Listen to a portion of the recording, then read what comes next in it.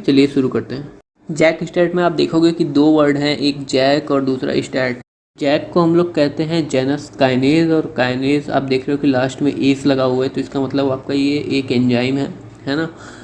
Stat की जब हम लोग बात करते हैं तो स्टैट आपका साइटोसोलिक साइट में पाया जाएगा, और ये आपका प्रोटीन है जिसका नाम है signal transducer and activator of transcription.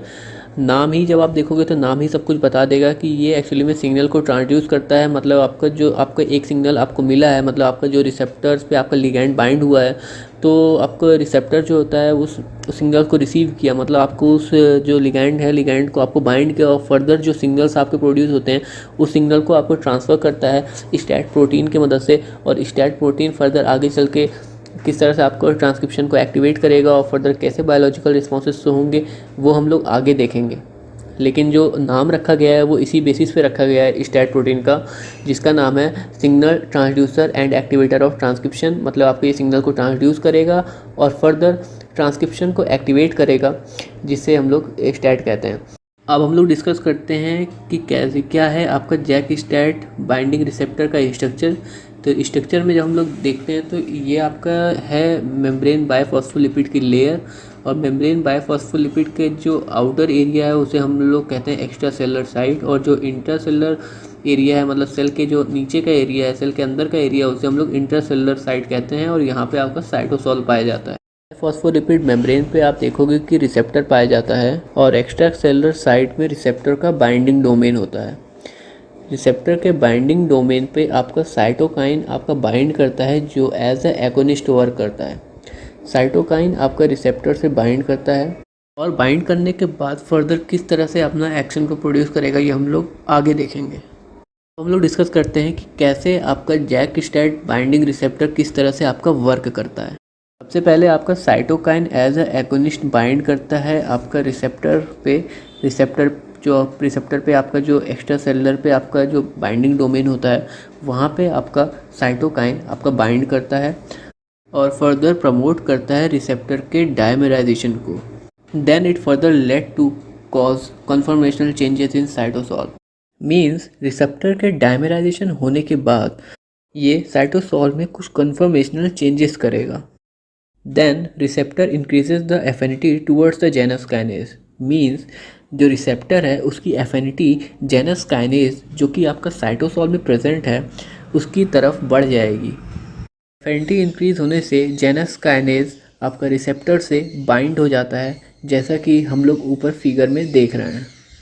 Genus kinase receptor से बाइंड होने के बाद जेनस काइनेज आपका एक्टिवेट हो जाता है। देन ये जेनस काइनेज जो है ये आपका टायरोसिन रेसिड्यू को फॉस्फोराइलेट कर देता है, जैसा कि हम लोग स्ट्रक्चर में देखते हैं कि आप यहाँ जब देखोगे कि जेनस काइनेज आपका यहाँ देखिए बाइंड हुआ है, और फिर जेनस काइनेज बाइंड होने के बाद इसने यहाँ पे टायरोसिन रेसिड्यू को भी यहाँ पे फॉस्फोराइलेट कर दिया है। टायरोसिन रेसिड्यू जो कि रिसेप्टर के साइटोसोलिक साइट से अटैच्ड है, जैसे कि हम लोग इधर देख रहे हैं। Then this phosphorylated tyrosine get bind to the free moving protein in the cytosol that is STAT। Means phosphorylated tyrosine जो होता है वो आपका बाइंड हो जाता है स्टैट प्रोटीन से, जो कि आपका साइटोसॉल में प्रेजेंट होता है, और ये स्टैट प्रोटीन आपका फ्रीली मूव करती रहती है साइटोसॉल में।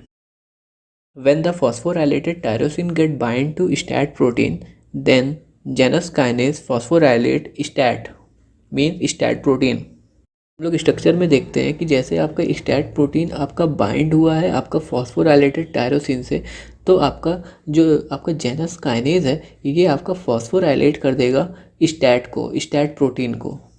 फॉस्फोराइलेट का मतलब है कि आपका जो फॉस्फेट ग्रुप है वो आपका ऐड हो जाता है।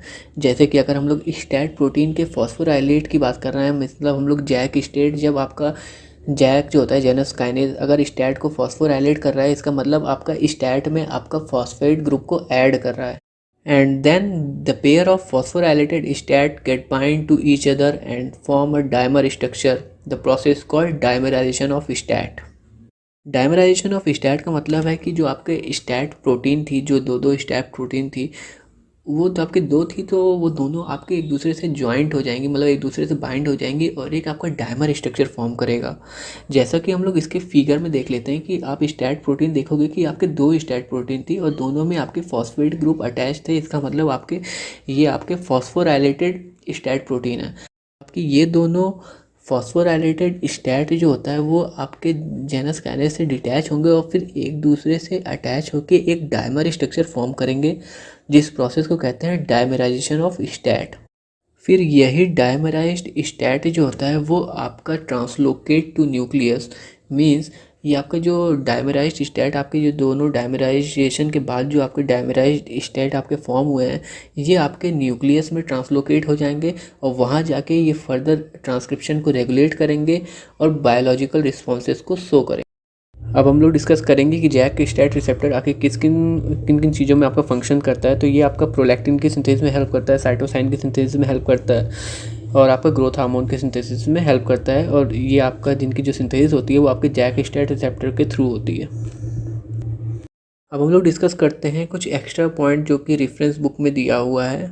पहली बात तो ये दी हुई है कि आपका जो ये आपका जेनस काइनेस रिसेप्टर है, जेनस काइनेस बाइंडिंग रिसेप्टर, इसमें आपका इंट्रिंसिक कैटालिटिक डोमेन नहीं पाया जाता है। Means this receptor does not have intrinsic catalytic domain. और ये आपका इंट्रिंसिक कैटालिटिक डोमेन जो है वो ट्रांसमेम्ब्रेन एंजाइम लिंक्ड रिसेप्टर में पाया जाता है, जिस वीडियो का लिंक मैं आपको डिस्क्रिप्शन में प्रोवाइड कर दूंगा, तो आप वहाँ से देख लीजिएगा। थोड़ा मैं ब्रीफ कर देता हूँ ट्रांसमेम्ब्रेन एंजाइम रिसेप्टर के बारे में कि उसमें आपका जो single transmembrane helical peptide chain थी उसमें आपका एंजाइमेटिक प्रॉपर्टी पाई जाती थी, जिसमें आपका प्रोटीन काइनेज एंजाइम होता था। लेकिन आपका ये चीज़ अगर मैं यहाँ पे बात करूँ तो यहाँ पे ऐसी कोई भी एंजाइम आपका नहीं होता है।